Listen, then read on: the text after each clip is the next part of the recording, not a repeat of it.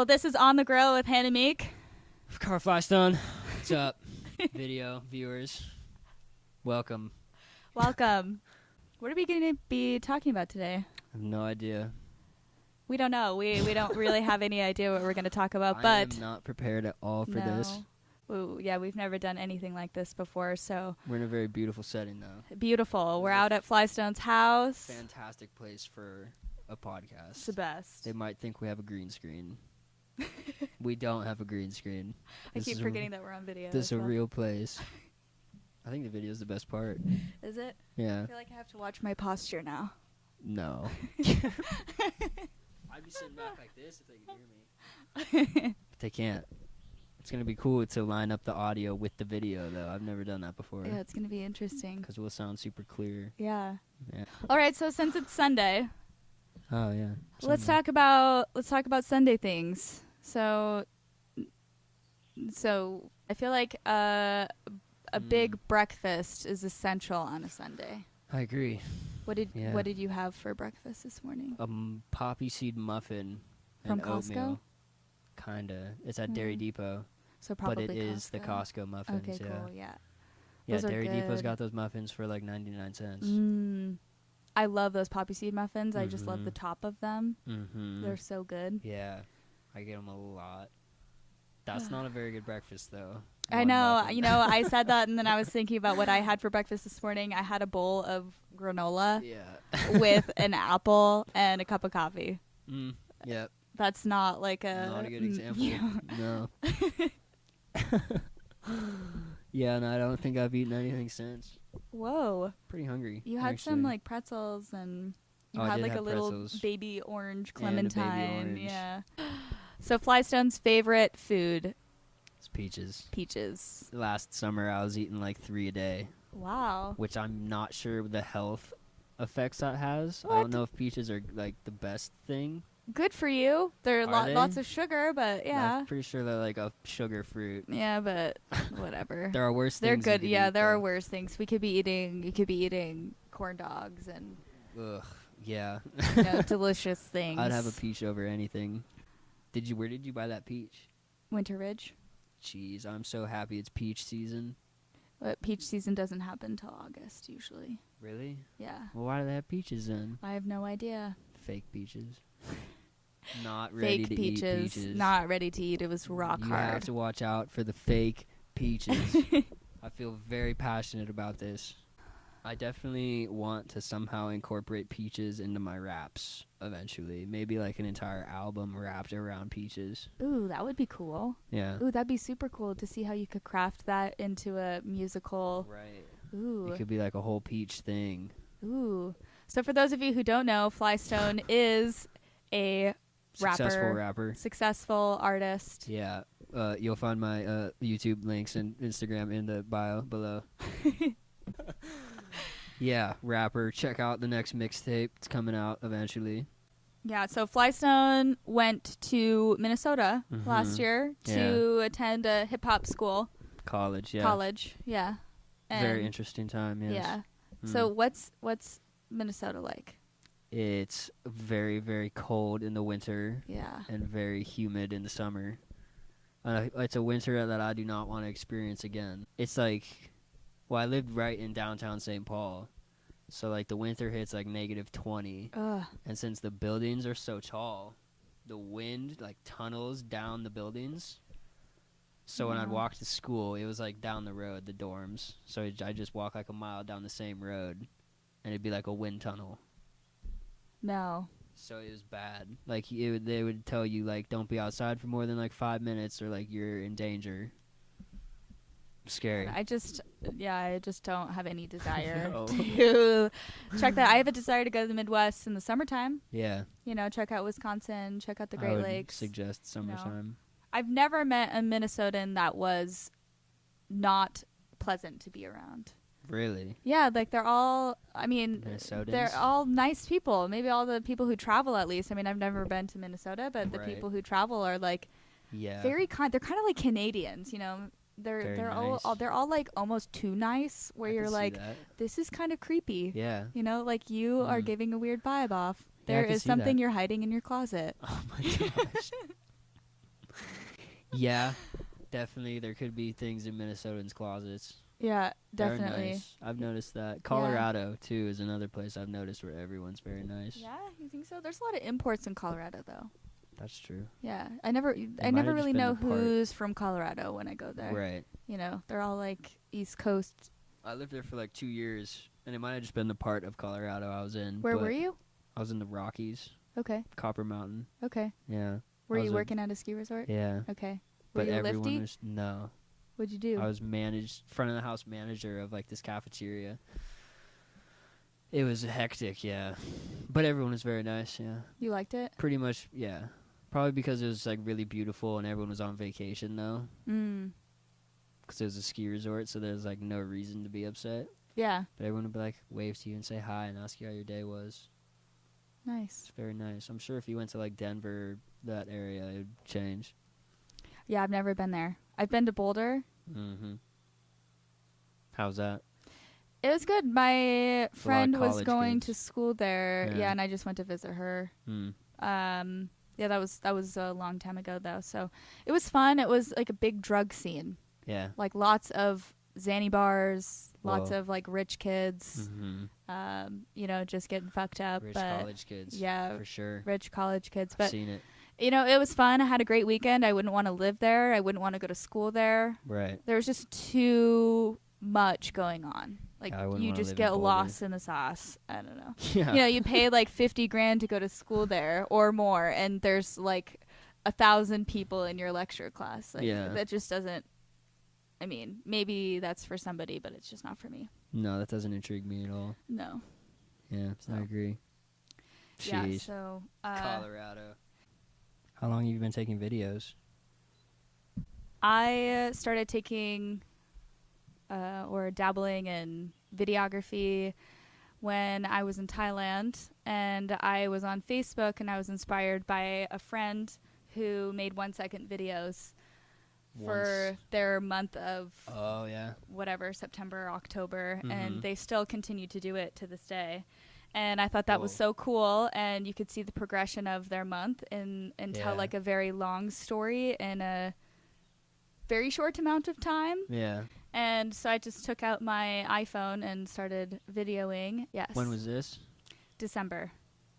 Like a couple months ago, Yeah. December? Oh, Yeah. wow. So I just got into it. Yeah. I don't know what I'm doing. I don't know. I told myself that if I filmed at least 20 videos on my iPhone and I was Yeah. still into it after Right. that, then I could get a camera. Or it was something that I wanted to invest in. Yeah. And I don't know, I feel like a lot of people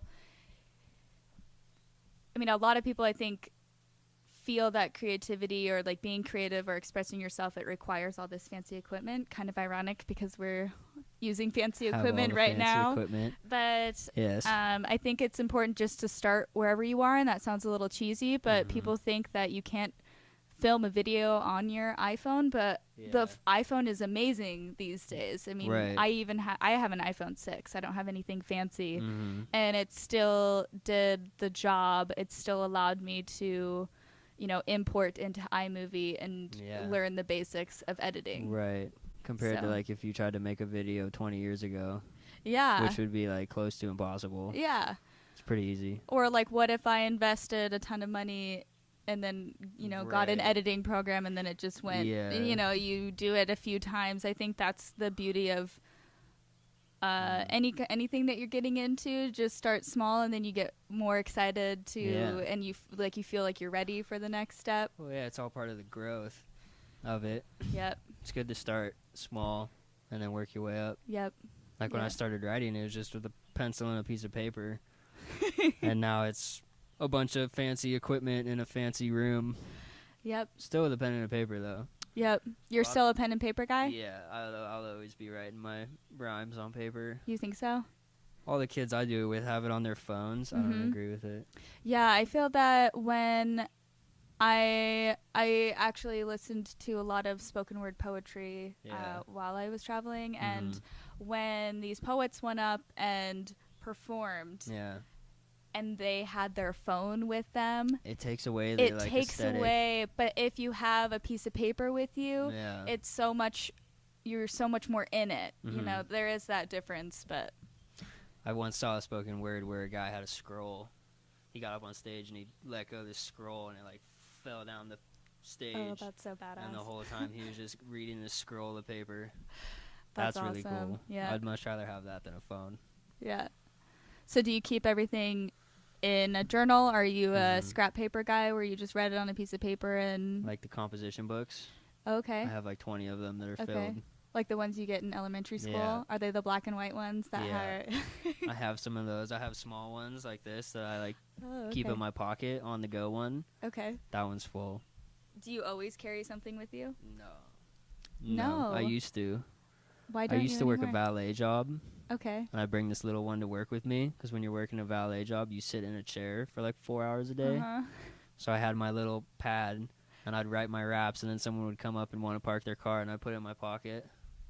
That's when it started and I was like, wow, I should have one of these on me all the time. Cool. So you got paid to write. Pretty much. That's a writing gig, folks. It was really cool. I realized that too. I was like, wow, I'm getting paid a lot of money to sit and write these raps. That's pretty much That's the dream, awesome. right? Getting Was paid that at the Coeur d'Alene Resort? I'm just picturing the Coeur d'Alene No. Resort right now. I don't know why. No, that was in Minnesota. Oh, okay. Is Yeah. that while you were It was like a in super hip-hop school? Yeah, right. Okay. It was a super fancy French restaurant, like a 5-star, like wow. cheapest thing on the menu is like $80. Wow. I How was was the it valet guy. interacting with those The ritzy those up- people? yeah. Well, they gave me a lot of money, so that's good. And Like, I what got was the to fattest drive, tip you got? Like $100 bill Wow. to park a car. Wow. Yeah. Did you And do I a was good job? driving like $200,000 cars. Whoa. So imagine parallel parking like an $80,000 car in between like $200,000 cars and thinking your life is going to end if you bump into one of them. It's No. very scary. Not worth it. Probably one of the best jobs I've ever had, though. If you ever have a chance to be a valet. I would not ever be hired. They would take me on a driving test and I would fail. Well, I didn't know how to drive stick either. Oh, really? Yeah, I still don't know how to drive stick. And you still got the job? Mm-hmm. Whoa. Yeah. Wow. Well, first I was hired as a host / like busser, but I was not fancy enough. Oh, So they were okay. like, "You're gonna be a valet." You're gonna be the valet. They threw me out into the valet, Hmm. but I got paid to write raps, which was cool. Yeah, writing Yeah. gig. So that's good. Right. Cool. Yeah, I don't know. I feel like we live in such a beautiful part of the world that I have not a huge desire to really go anywhere else. Mm-hmm. At least for Did you ever now. have one though? To go somewhere else? Yeah. Oh, for like When you were sure. younger. Oh my gosh, yeah, I wanted to get out of here. It's weird how that happens. Yeah, I mean, I can honestly say even now, this is the first time I've ever truly enjoyed living in Sandpoint. Whereas before, I was just a nomad Mm-hmm. on the go, and I hated Idaho almost. Right. Like, I just didn't want to be here. I felt like I was trapped every time I came home, and now I come home and, oh my gosh, the beauty, I mean, the nature, the mountains, the small town, everybody knows each other, people support each other here. Mm-hmm. You can actually speak here and people will listen. Yeah. And I think that that's important for artists like us, where if we Right. feel like we have something to say, there's not a lot of young people here, there's not a lot of young people saying anything. You know, Mhm. this is like an old community. There's a lot of old rich old. retirees, Right. and there's not a lot of young entrepreneurs. There's not a lot of young No. voices circulating in our community. So I think that it's, We are the minority. yeah, and For like sure. we should do something about it. You But know? I think it's slowly changing. Oh, for sure. There's more Definitely. people. There's more young people coming here, Yeah. figuring it out, Mhm. and you know. It's weird though how when we were younger, like after high school, you just want to get out and you want to go everywhere else. And then you go and do it and you figure out that you were already in like the best place Yeah. and it completely like flips.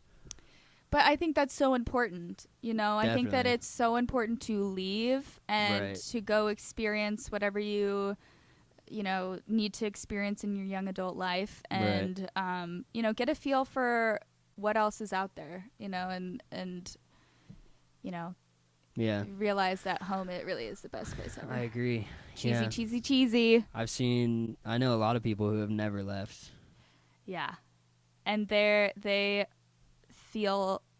I mean, not everybody. You know, there's a lot of people that don't want to leave, you know, and that they truly love it here. Right. But I think a lot of people feel stuck. And a lot of people, you know, I feel like they can't escape the small town lifestyle, or it gets too comfortable almost. Yeah, I was talking with a friend the other day, and it's just so comfortable. I mean, if you get a good job and you have a good house, there's really no desire to do anything else. Yeah, there's not a lot of complicated issues here. It's there's like not smooth. Yeah, like this is utopia. Yeah. This is the utopia of the world. This is Right. God's country here. So I mean, there are, you know, there are good and bad things to it. Yeah, there are. But I think overall I feel lucky. Yeah. Really lucky to be here. That's a good way to put it. Yeah. And there's so much room for improvement, you know, or growth. You know, growth. But I think that if we do want to grow Sandpoint, and you know, we are the generation that is going to grow Sandpoint. You know, I work at Understory, the coffee shop, and I talk to a lot of people in town and a lot of people who have lived here their whole lives. Yeah. And you know, a lot of old timers, you know, they get pissed off when they hear all the Californians are coming up here, or people from out of state. And, you know, silly. You know, they do have a point to some extent, because those people have a lot of money that come here and they push out, you know, the people who've been living here for multiple generations. And they kind of also pay all of our bills, though. Yeah, like we need that money. Like we need that money, but we also need to find some sort of balance where, you know, the locals and the people who have lived here and like created this place and like nurtured the land are protected to some extent, because eventually Sandpoint will be on the radar. You know, we've done a pretty good job of keeping on the lowdown. You know, Schweitzer Mountain hasn't like exploded in like the ski world yet. Like Ponderay is still, you know, people don't really know about this part of the world yet. You know, don't make this a resorty town, but we do want to see growth. That's Sandpoint for you folks. From two local kids. Yeah. You grew up here, right? Oh yeah. Okay, so you're born and raised. I was born in Kennewick, Washington. Okay, so you're a phony. I'm a fraud. I moved here when I was like 1. Okay. Yeah. Yeah, so pretty much raised. So you're from Washington? I guess so. So you're born in Washington. Oh, you're our enemy. It's out in the public now. You're our enemy. Damn it, media. Podcast. Oh God. I shouldn't have said anything. Well, that's okay. I was born in Priest Lake, Idaho. Really? Yeah, so I was born and raised in Priest Lake till I was 11, and then moved to Sandpoint when I was in the 5th grade or 6th grade. What school did you go to when they moved? I went to Farmington Stidwell. Hey, me too. Yep. Sweet. Shout out to Jody Russell. Oh shit. She's the best teacher. Yeah, she is. I love her. Damn. She was the coolest teacher. Did you have her? Yeah. You had her for what grade? 6th. Oh, awesome. Yeah. Me too. She is the best. She used to, she was a great teacher, but she used to let me practice braiding her hair. Oh, wow. Yeah, we had like a bond. We bonded. Like I hated Sandpoint when I first moved here, and she made it so much better for me. If you saw her on the street today, would you guys say hi to each other? Oh my gosh, yes. Like nice. My mom buys meat, so she's a part of the Woods family. I don't know if you knew that. Yeah. So she's married to. Is she married to the Woods, or is she part of the Woods family? Idea. Anyway, well, we still obviously buy our meat from the Woods, and whenever my mom, purchases meat and she sees Jody, Jody always asks about me still. Nice. And so I'm like, yes. Yeah. She was my friend. That is quite the connection. I don't know if we would say hi to each other. Oh, really? We would know each other for sure. Yeah. But there's certain teachers that I really connected with. Yeah. And that's yeah.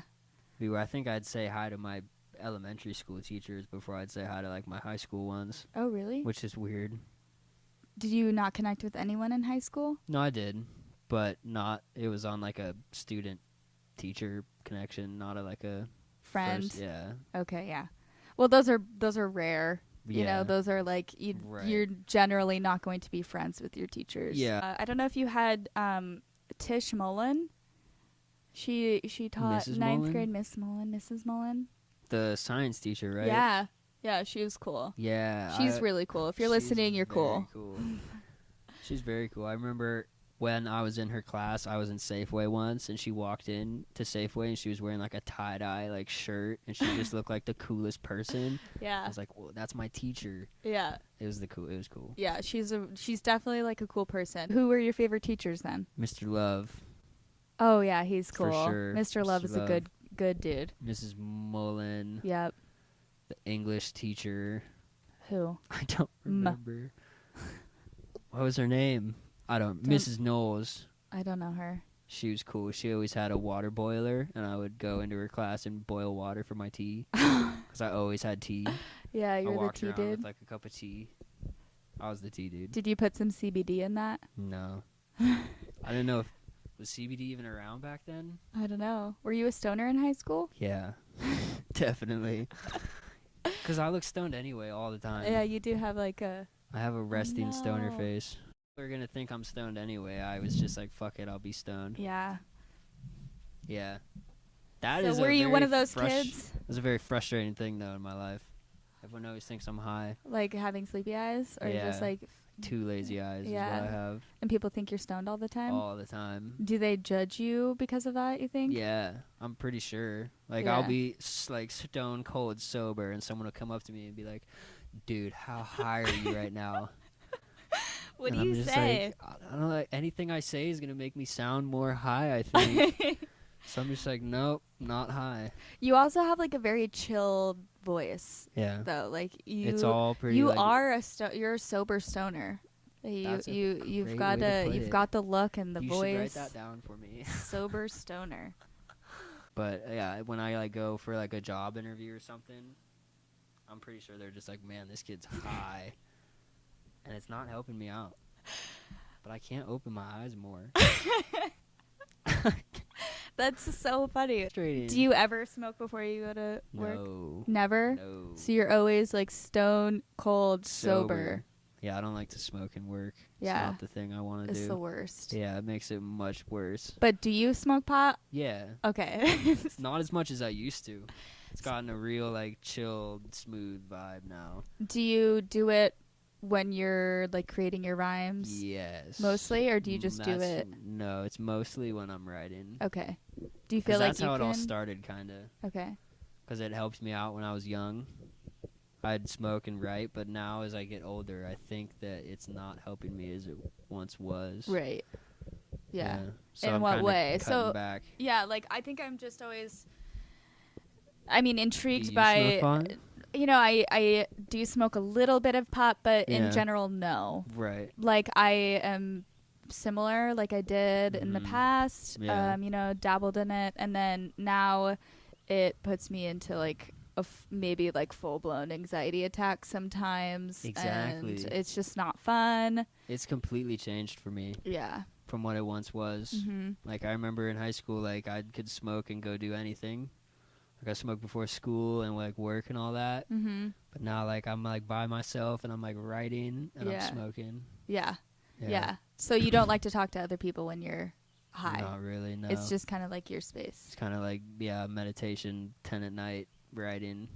Do you think it still helps you? Like, so can you describe like when you were smoking pot at first? Yeah. So when you were a kid or, a teenager, Yeah. and you smoked pot, were you able to kind of dive into this space where it was Yeah. like easier for you to come up with words and, think so. and like It would express help- yourself or? I think it would help with creativity for sure. Like I think I would think of stuff that I wouldn't think I'd be able to write. If that makes sense. Yeah. Like I'd find myself writing things and I'd get blown away. Maybe it was because I was just stoned, but I'd write something and I'd be like, "Whoa, that's like that's crazy." That sounds like a stoner. Right. Something. Okay. That just sounds like Whoa, I'm dude. stoned. Yeah. Stoned. Change the battery. All right. Well, we got part of it at least. How long have Dang. we been talking for? I don't know. Your wavelengths are like fat and mine are like small. It's a woman's world. I guess so. It's your grill. This is my grill. So this has been On the Grill with Hannah Meek and Carl Flystone. Yeah, tune in next week. Yeah. Next week? Whenever we come up with a... Yeah.